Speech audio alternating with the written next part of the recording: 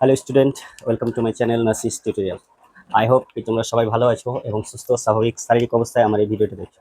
So student, এর আগের ভিডিওতে আমরা সেল চ্যাপ্টারের cell the unit of life বা কোষ জীবনের একক এর অধ্যায় থেকে কিছু ইন্ট্রোডাকশন ও সেল থিওরি নিয়ে আলোচনা করেছিলাম। আজকে আমরা এই চ্যাপ্টারের বেসিক কিছু জিনিস জানবো, যার মধ্যে হচ্ছে সেলের আকার, আকৃতি ও প্রকারভেদ। তাই ফার্স্ট আমরা যেটা জানবো সেটা হচ্ছে শেপ, কোষের আকার, শেপস অফ সেল বা কোষের আকার। মাল্টিসেলুলার ইন্ডিভিজুয়াল যারা আছে, মাল্টিসেলুলার অর্গানিজম যারা আছে, অর্থাৎ যাদের বহুকোষী জীব আছে, সেই বহুকোষী জীবীদের দেহে অনেকটা কোষ থাকে, অসংখ্য কোষ থাকে এবং অসংখ্য কোষগুলো আবার অনেক আকৃতির হয়। তাদের মধ্যে কিছু আকৃতি হচ্ছে, যেমন ধরো প্রাথমিকভাবে যদি আমরা ধরি সেটা হচ্ছে ইররেগুলার কিছু সেল থাকে। ইররেগুলার সেল, ইররেগুলার বলতে যে সমস্ত কোষের কোনো নির্দিষ্ট আকার আকৃতি থাকে না। আমাদের বডিতে এমন কিছু কোষ আছে যাদের নির্দিষ্ট আকার আকৃতি নেই, তাদেরকে বলা হয় অনিয়তাকার বা ইররেগুলার সেল। অনিয়তাকার কোষগুলো দেখতে যে কোনো টাইপের থাকতে পারে, এ ধরনের ওদের আকৃতি হয়। তো এই ধরনের ইররেগুলার কোষ পাওয়া যায় আমাদের বডিতে, সেটা হচ্ছে কি ডাব্লিউবিসি। এই ডাব্লিউবিসির আকৃতি নির্দিষ্ট না, অনিয়তাকার বা ইররেগুলার। সেকেন্ড আকৃতির যেটা পাওয়া যায় সেটা কি, সেটা হচ্ছে spindle like, spindle shape. Spindle means তন্তু আকৃতি বা মাকু আকৃতি। আমাদের বডিতে কিছু তন্তু আকৃতির কোষ পাওয়া যায় এই আকৃতির। এই ধরনের কোষগুলোকে বলা হয় স্পিন্ডাল শেপ বা তন্তু আকৃতির কোষ। তন্তু আকৃতির কোষ দেখা যায় মূলত আমাদের মাসল সেল, পেশি কোষ। পেশি কোষের আকারটা অনেকটা ফাইব্রাস লাইক বা তন্তু লাইক। ওকে, থার্ড যদি আমরা ধরি, থার্ড সেটা হচ্ছে কি, সেটা হচ্ছে কুবয়েডাল, কুবয়েডাল শেপ বা ঘনক আকৃতি, ঘনকের মতো দেখতে, কিউবের মতো দেখতে। এই সমস্ত কোষগুলোর দৈর্ঘ্য, প্রস্থ, উচ্চতা একই রকমের হবে, সমান আকৃতির হবে। এই ধরনের আকৃতির কিছু কোষ দেখা যাবে, যাদেরকে বলা হয় কি কিউবয়েডাল শেপ বা ঘনক আকৃতি কোষ। ঘনক আকৃতি কোষ মূলত দেখা যাবে কোথায়? এগুলো দেখা যায় আমাদের যেগুলো এন্ডোক্রাইন গ্ল্যান্ড আছে, endocrine gland like thyroid, thyroid gland. এই থাইরয়েড গ্ল্যান্ডের কোষগুলোতে আমরা ঘনক আকৃতি বা কুবাইডাল শেপ কোষ দেখতে পাবো। ওকে, নেক্সট যদি আর আকার ধরি তাহলে কি হবে? ইলংগেটেড, ইলংগেটেড শেপ, দীর্ঘ আকৃতির, লম্বা লম্বা দীর্ঘ আকৃতির কোষ হবে। এই কোষগুলো দেখতে কেমন? অনেকটা এরকম টাইপের।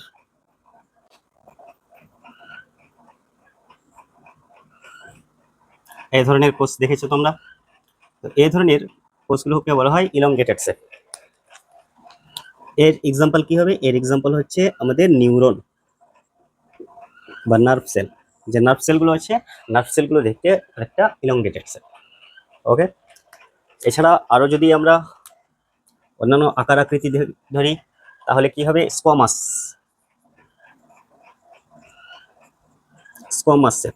স্কোয়ামাস শেপ মানে হচ্ছে কি আয়তাকার, মাছের আঁশের মতো দেখতে। এগুলো হচ্ছে আমাদের যে ডাইজেস্টিভ ট্র্যাক্ট আছে, পরিপাকনালী, পরিপাকনালী যে ইনার লাইনিং আছে, সেই ইনার লাইনিং। তারপর এন্ডোকার্ডিয়াম, এন্ডোকার্ডিয়াম বলতে হৃৎপিণ্ডের যে অন্ত আবরণী থাকে, সেই হৃৎপিণ্ডের অন্ত আবরণীতে দেখা যায়। এছাড়া আমাদের স্কিনেও দেখা যায়। তো আমাদের বডিতে এগুলো কি থাকে? আঁশের মতো হয়ে থাকে।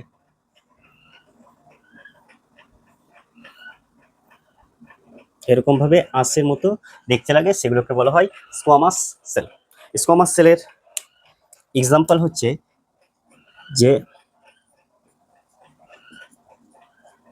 Inner lining of organs.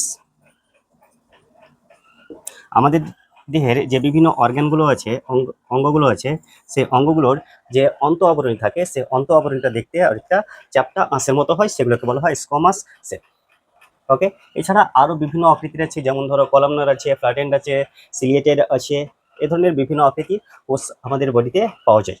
Multicellular অর্গানিজমদের দেহে এই সমস্ত আকৃতির কোষ পাওয়া যায়। ওকে, এরপরে আমরা আলোচনা করব যে কোষের সাইজ।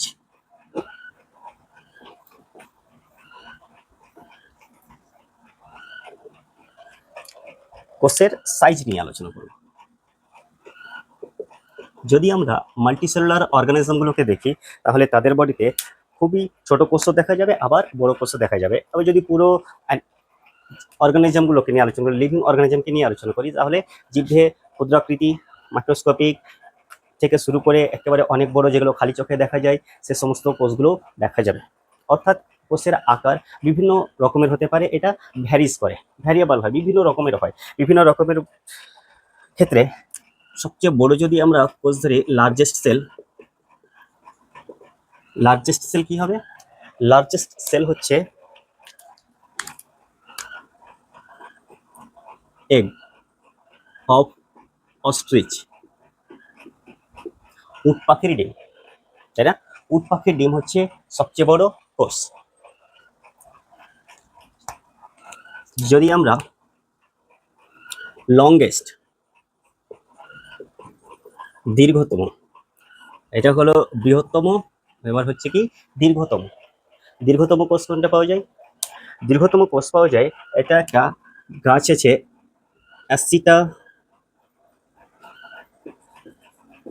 অ্যাসিটাবুলেরিয়া। এই অ্যাসিটাবুলেরিয়া নামক গাছে দীর্ঘতম কোষ পাওয়া যায়। ওকে, যদি আমরা মানুষের দেহে ধরি, মানুষের দেহে কোন কোষটা দীর্ঘতম হয়?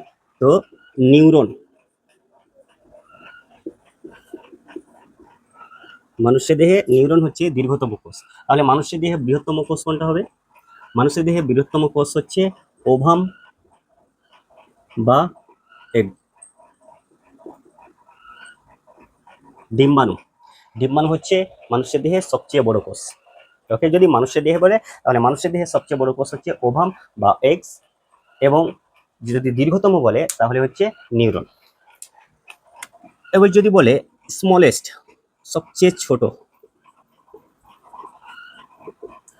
স্মলেস্ট সেল, সবচেয়ে ছোট কোষ কি হবে? সবচেয়ে ছোট কোষ হচ্ছে মাইকোপ্লাজমা। কোষগুলোর মধ্যে যত কোষ আছে সেটা হচ্ছে মাইকোপ্লাজমা। এই মাইকোপ্লাজমাকে আরেক কথায় বলা হয় পিপিএলও। আরেক কথায় বলা হয় কি? পিপিএলও, pleuro pneumonia like organism.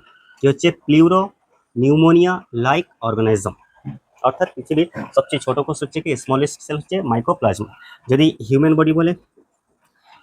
Body বলে তাহলে হচ্ছে স্পার্ম, যে আছে স্পার্ম হেড,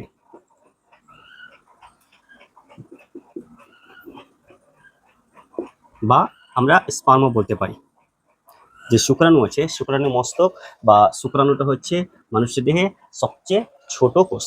তাহলে মানুষের দেহে যদি বলে, সবচেয়ে বড় কোষের নাম হচ্ছে, সবচেয়ে বৃহত্তম কোষের নাম হচ্ছে ওভাম, সবচেয়ে দীর্ঘতম কোষ হচ্ছে নিউরন, আর সবচেয়ে ছোট কোষ হচ্ছে স্পার্ম বা স্পার্মের হেড। ওভারঅল যদি বলা হয়, ওভারঅল যে সবচেয়ে বড় কোষের নাম কি? সবচেয়ে বৃহত্তম কোষ হচ্ছে উট পাখির ডিম, সবচেয়ে দীর্ঘতম কোষ হচ্ছে অ্যাসিটাবুলেরিয়া নামক একটা উদ্ভিদ আছে, সেই উদ্ভিদের ছাল, এটা হচ্ছে এককোষী। আর বহুকোষী যদি বলে তাহলে রেমি গাছের ছাল। ঠিক আছে, রেমি গাছ একটা আছে, রেমি প্ল্যান্ট ওর বাকাল। স্মলেস্ট সেল যদি বলে, তাহলে স্মলেস্ট সেল হচ্ছে কি? মাইক্রোপ্লাজমা বা পিপিএলও।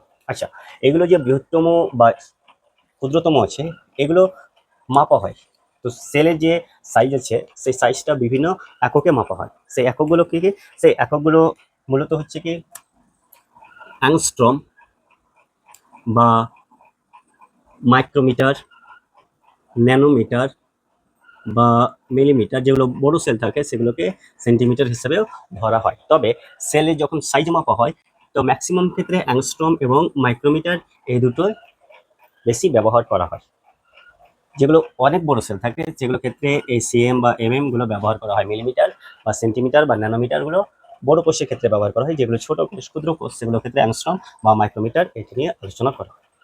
এই এককগুলোই ব্যবহার করা হয়। ওকে, আচ্ছা, এরপরে আমরা দেখব যে কোষের প্রকারভেদ। কোষ কত রকমের হয় এবং কি কি। যদি আমরা নিউক্লিয়াসের গঠন দেখি, নিউক্লিয়াসের গঠন অনুযায়ী কোষ হচ্ছে দুই প্রকার, টাইপস। কি অনুযায়ী? নিউক্লিয়াসের গঠন অনুযায়ী, according to structure of nucleus.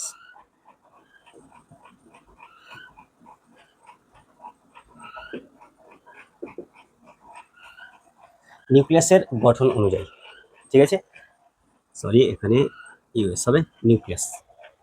তো নিউক্লিয়াসের গঠন অনুযায়ী কোষ কত রকমের?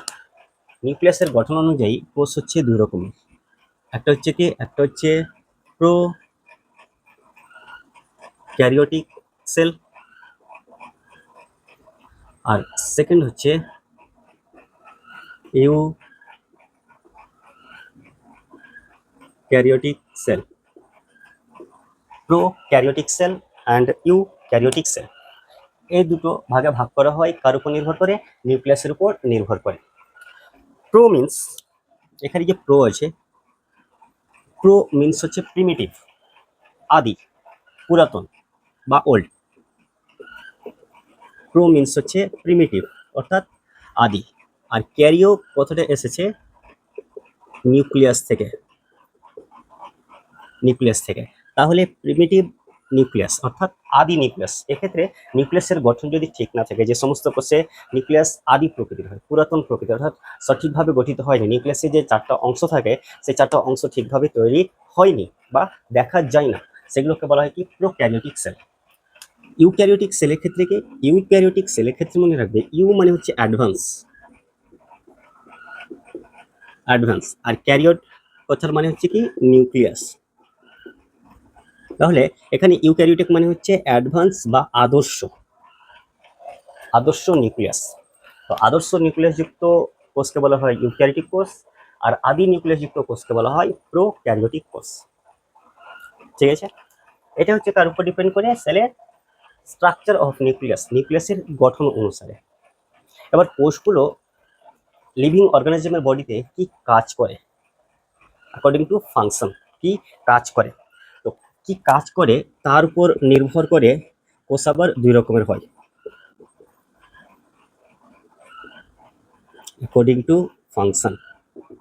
আমাদের বডিতে কোষ কি কাজ করে সেটার উপর নির্ভর করে কোষকে দুভাগে ভাগ করা হয়। এক প্রকার কোষ হচ্ছে somatic sell, somatic sell. Somatic কথার মানে হচ্ছে কি? দেহ, দেহ কোষ।